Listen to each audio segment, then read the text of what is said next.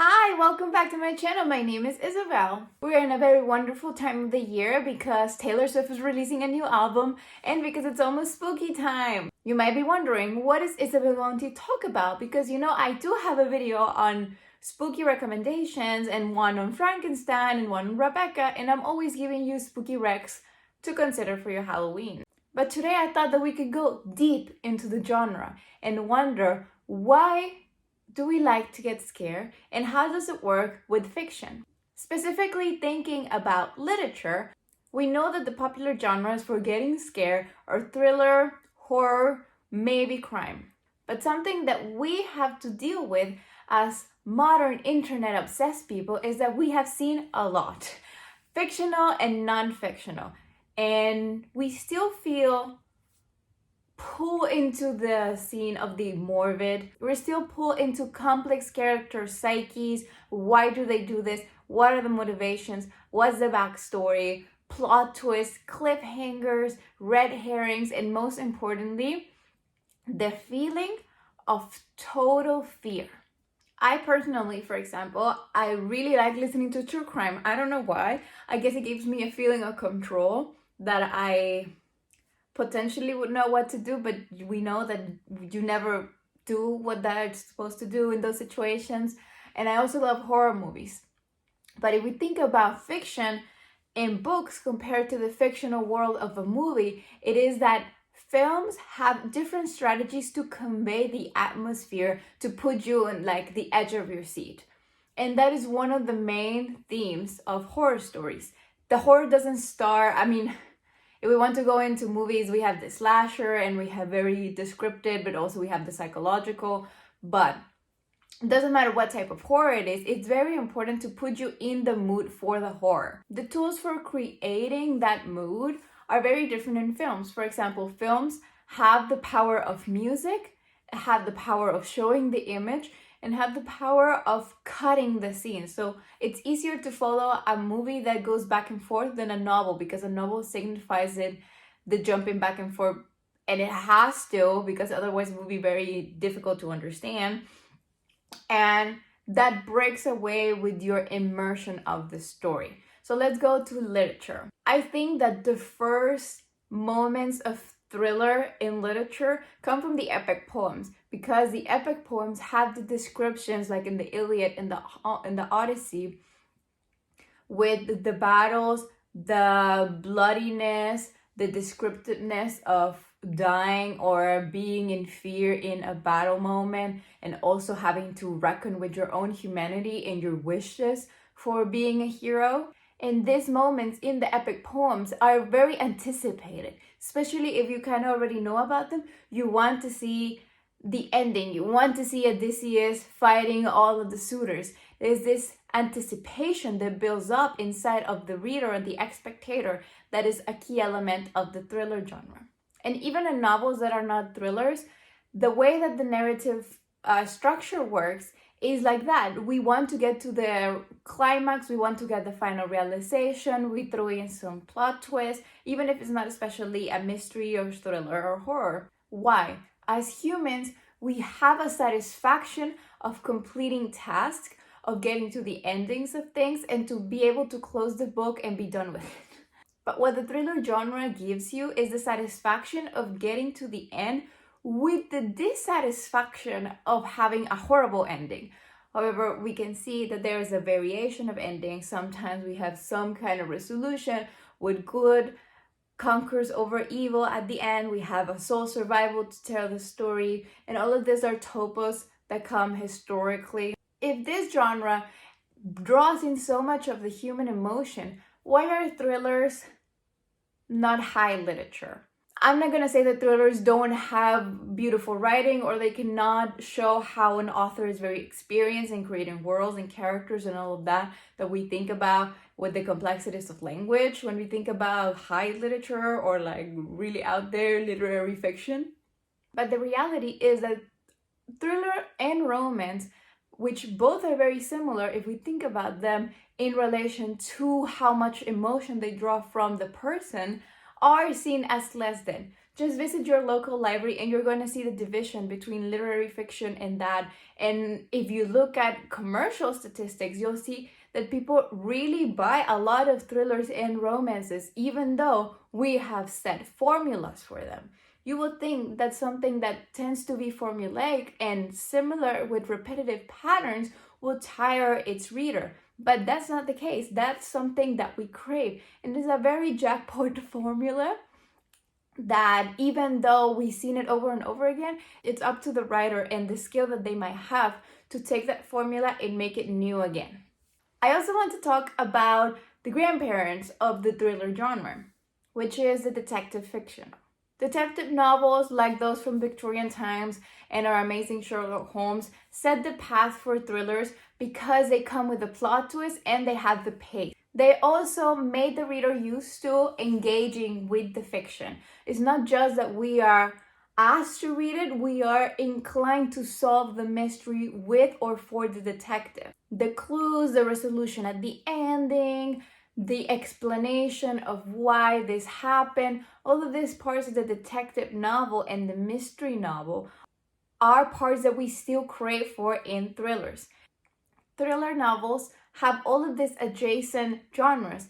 We could think of them closer to the detective mystery novel, to the suspense, to the horror, and depending on what the story revolves around and the atmosphere that creates, we could think of them in all these many categories that we now try to encapsulate novels with. However, I found that trying to put as many labels on something dilutes its complexity, which is paradoxical because adding more names will make us realize the richness of the piece. But I found that it's more difficult to read a horror novel or something that is marketed as horror because I relate them to horror films. And as I said in the beginning of the video, horror films have other tools to convey that same atmosphere of suspense. My favorite thrillers to read are those that include the psyche of the character, those that keep shocking and shocking you with a constant pace. I like to forget that I am reading a thriller. I want to forget my impulse of solving the mystery or finding out what's going on. I like to let the novel guide me. However, that is difficult to do if the novel is not very well written. And I've said in other videos before that as a very prolific reader of thrillers and romance, I've been trying to detach myself from reading too many thrillers one at a time because I get desensitized and it gets harder and harder for me to connect with a thriller and let it thrill me as its job. However, in this part of the video, I want to talk about some of my favorite thrillers that didn't get a book review because of the dark period when I didn't have access to this channel, or just books that I still think about, which is fascinating because you consume a thriller so fast. It's designed to be consumed fast, to keep you at the edge of your seat, to be a page turner, all of these little labels that we get books that happen to be true. However, sometimes I still think about them and I find myself reminiscent about the story, the motivation, the character, the atmosphere. So we're going to start with the recommendations. The first book that comes to my mind that I want to talk about is They Never Learn. They Never Learn by Lane Fargo is a novel that I read, I think, March of 2022. So we didn't have the channel yet. However, I think that was the last fully thriller, I guess, that I read. It's a thriller vigilante novel. An English professor in a liberal arts college is getting away with murder. The way it works is that she targets despicable men in campus who have either assaulted her, other girls, or have some sin that they committed, and it's up to her to kind of get rid of them. That is one side of the story, but it's a dual narrative. So we have another point of view of a young freshman girl who just got a roommate and she's trying to be social and hang out. But this said roommate is victim of sexual assault in campus, and they try to navigate that. Keep in mind, it is the same university, and it goes with the trigger warnings of sexual assault, murder, of course, and some deep psychological trauma. The question of revenge And the role of the vigilante is very interesting. If you're a fan of Batman, you know what I mean when I said vigilante is taking justice upon your own hands and going over your own code. The thing is that we have an adult professor who still has all of this unsolved trauma and sees that the institutional power play in universities, in this case, it is highly patriarchal and difficult to break with a systemic abuse towards women. So she takes it into her own hands. Then she kind of starts questioning if these monsters that she's hunting down have turned her into the monster, into the predator. And it really plays with those concepts. I don't want to say much about it, but I keep thinking about it. I wanted to have an adaptation. I think it would be a great show, or maybe a film, but I recommend it fully. I want to talk about the triad of Gillian Flynn, Gone Girl, Sharp Objects, and Dark Places. I don't think I need to talk about Gone Girl for you to get to know it, because we all, who are you? What have we done to each other?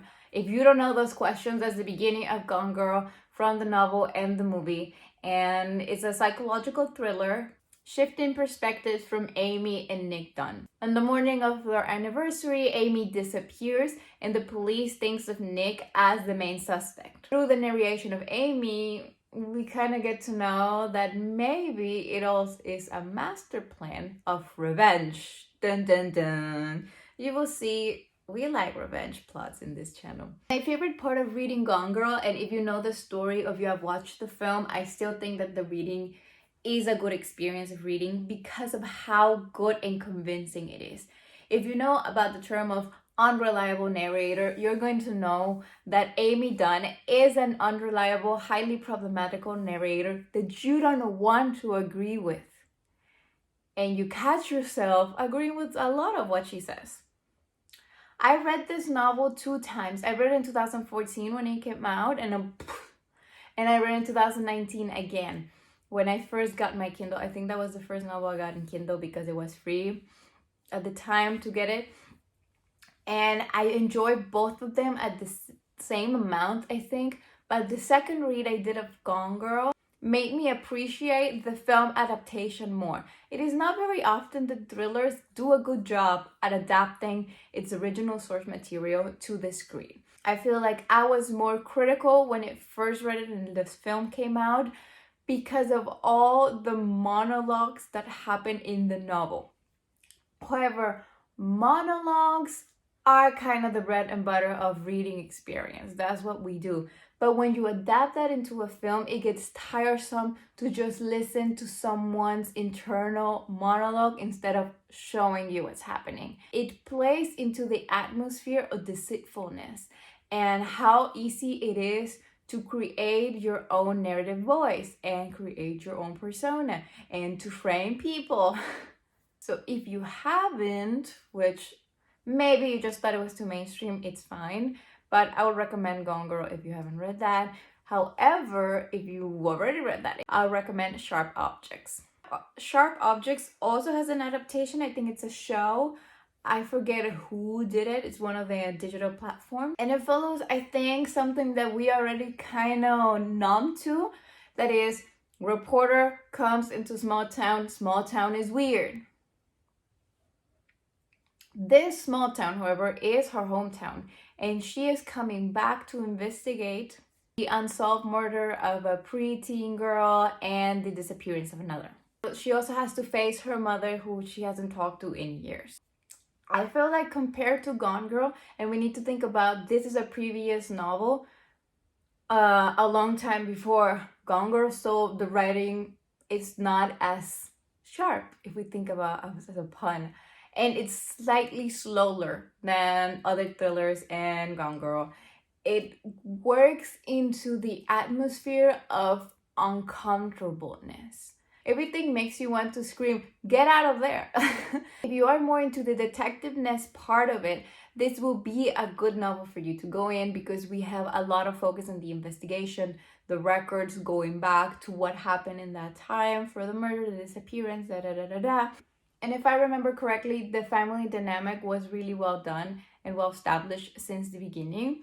However, my favorite Gillian Flynn novel is Dark Place, and it follows the only survivor of a home massacre. The survivor, Livy, was only a kid when her brother killed her whole family. He testified in court and he was thrown in jail. After that, Livy's life has not been easy. She had to change her name. She had to know that people were following her. Crime aficionados tried to reach her. She was bumping into foster care all over the place. And as an adult, she still is drifting. She doesn't have a career. She doesn't have any resources. She doesn't have any family. And she has a lot of mental issues, of course, because of the trauma. As there is a group of activists that are trying to release her brother Ben from jail because they claim that he was actually innocent. They tried to convince her that she was confused when she saw him murdering everyone that night, and that she was confused and wrong for convicting him. But second guessing the only source you have of the story is what drives Livy to go over what happened that day and to realize that everyone in her family had something to hide that actually happened that day. And I guess this goes more into the psychological thriller, but it does, I think, is the most explicit of all of these novels that I said about Flynn, because it goes into detail of the massacre, of the story, and it is through the lens of a 7-8-year-old girl. Now, Bunny, I have a very recent video about, so I'm not going to go into details. I'm just going to say that the atmosphere of Bunny is just of what the hell is happening. If you're into that type of thrilling, then I think it would be a good choice for you. If not, allow me to recommend All's Well by Mona Awad, the same author, which also touches on the thriller, magical realism, kinda description of pain all the time. So if you are into those types of very uncomfortable, very what's happening moments that you have to just surrender yourself to the novel and go with it, I would recommend those two, even though I'm not sure if they are fully thrillers. They're kind of borderline, just very out there moments. Along those lines of borderline thriller, more like fantasy, but still with the elements of horror, House of Hollow, which is a novel I read at the beginning of the year. Again, you didn't have a video about, but I thought I could still do that because I still have it very fresh in my mind for some reason. Well, no, I do know the reason. It's because of the imagery. The imagery of the novel was spot on. And especially if you're very into fairycore but dark with a twist, that is House of Hollows. House of Hollows follows the story of 3 girls who were lost when they were kids, and then they came back totally changed with different hair, different color eyes, and different abilities.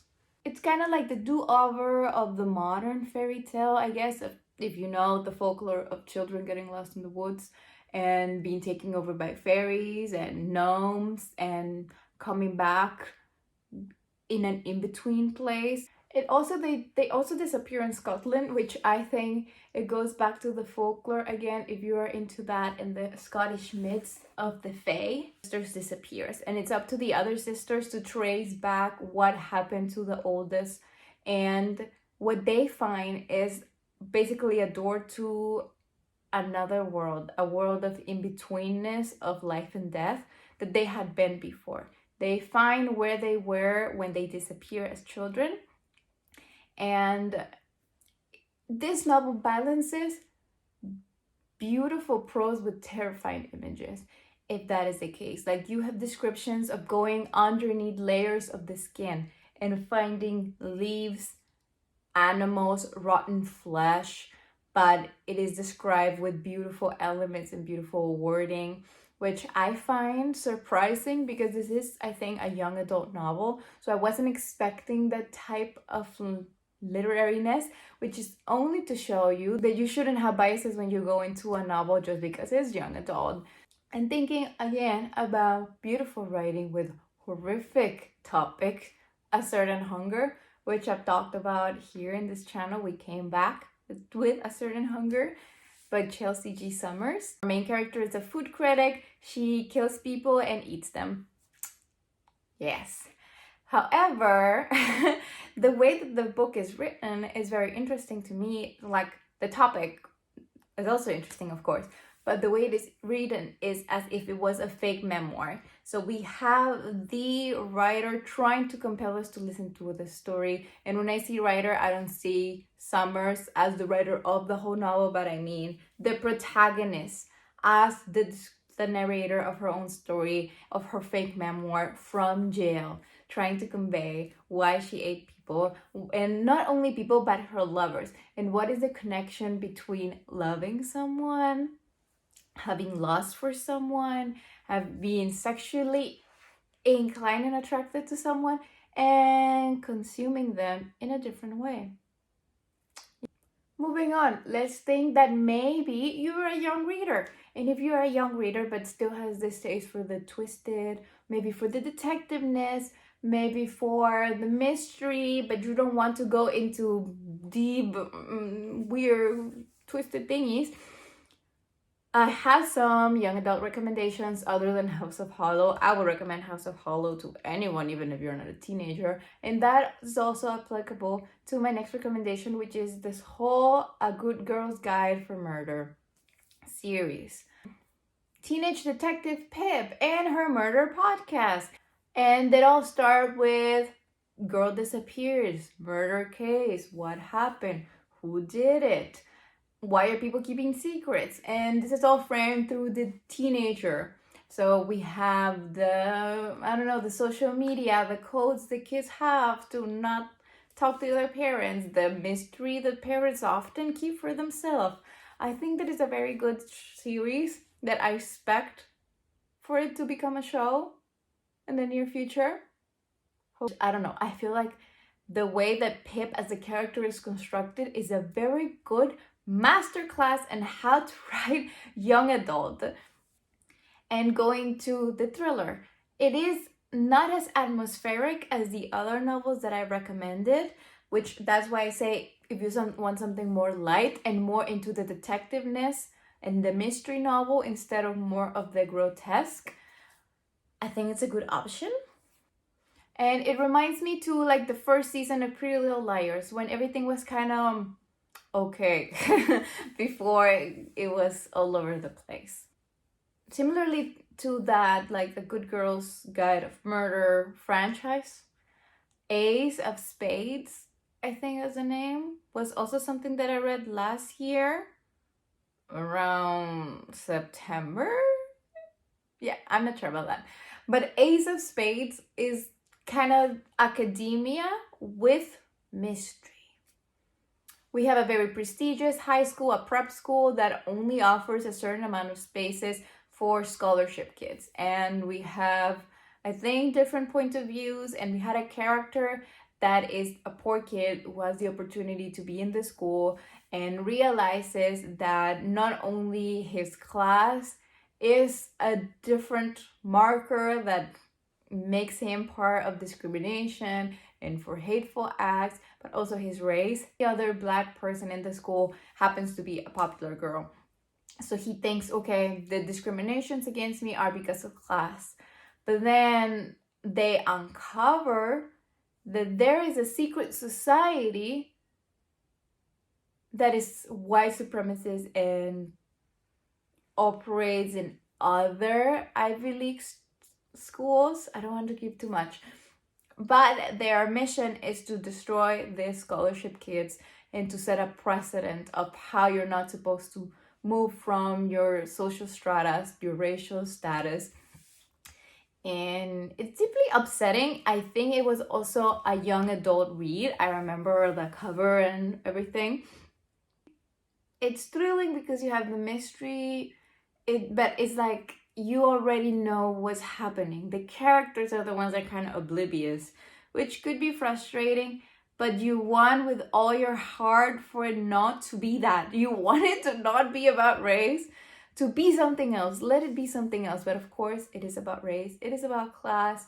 And I think it's a very powerful message, and it conveys a lot of academia, which is something that we talk about in this channel extensively.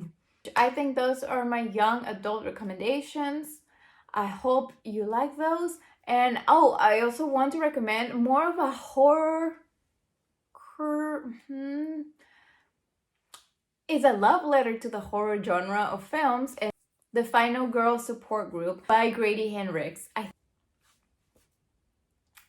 The Final Girl Support Group is a novel that, as I said, pays this homage to the classic horror Halloween films that we all love and know.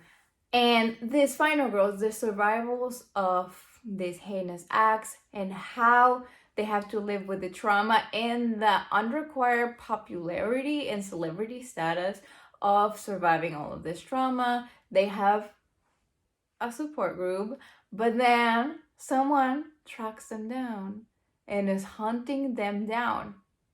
But I remember that the characters felt a bit flat, which is something that we often find in the thriller genre, because as it's designed to be fast-paced and to throw you all of this plot twists, sometimes character development and just the character building falls flat due to the lack of time that we have with them. Everything is happening so fast that a lot of authors think that we're not going to notice, but we notice because we're very smart here. But I think that my favorite thriller is still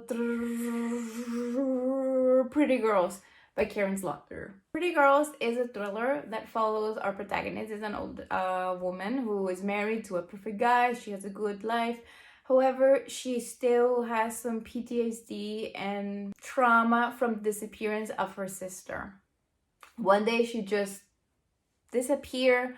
Poof, no one knew about her, never found the body. Her parents have never given up hope that she's gonna appear one day. Her family was torn apart. Her parents had a divorce, all of that. And what this made is that our protagonist, our sister, became very like a perfectionist and became very guarded of her feelings. However, she did find the love of her life and they married.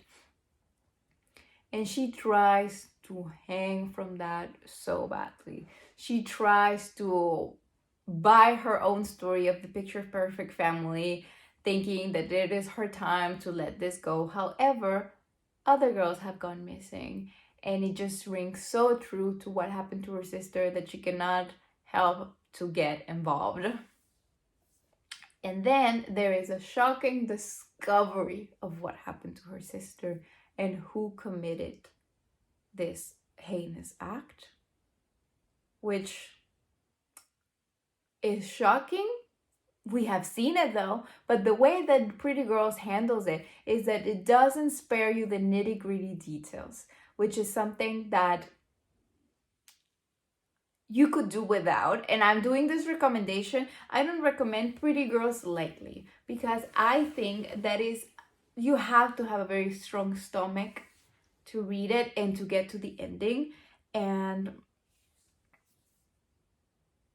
it also gives you this feeling of all of these injustices that go unpunished, the fate of all the girls that you have ever seen that go missing and that they have never been found. And sometimes we are so numb to these things, especially if you come from a country like mine, when this happens all the time, and the only protection that you have against that is to become numb, is to not give it a second thought. Because if we think of what happens to these people,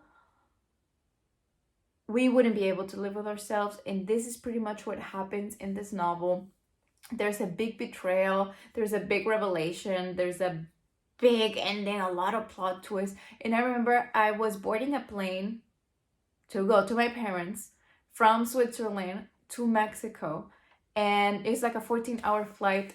I started this book in the plane and I finished, and I was still enclosed in this airplane.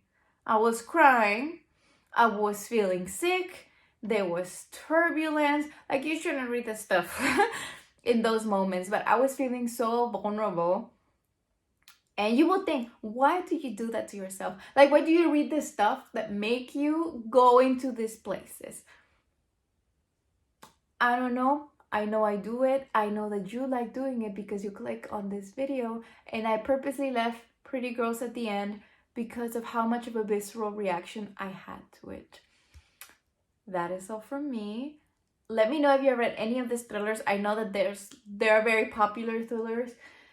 And I have many more, but I felt like they didn't touch the mark, or they weren't, like, they were very formulaic. Even though I enjoy them, I didn't think about them afterwards. But these were ones that I often recommend, that I often think about, and that they're going to definitely get you into that atmosphere of spookiness. Have a happy Halloween and happy week of Midnight's Release by Taylor Swift. Thanks for watching. I am Isabel. Keep reading, and when you're not, follow me on all my social media, link down below. Like, literally no one follows me on Instagram, and that's why I'm never there. But if people were following me there, I probably would do more things there. Just a thought. I see you in the next video. Bye!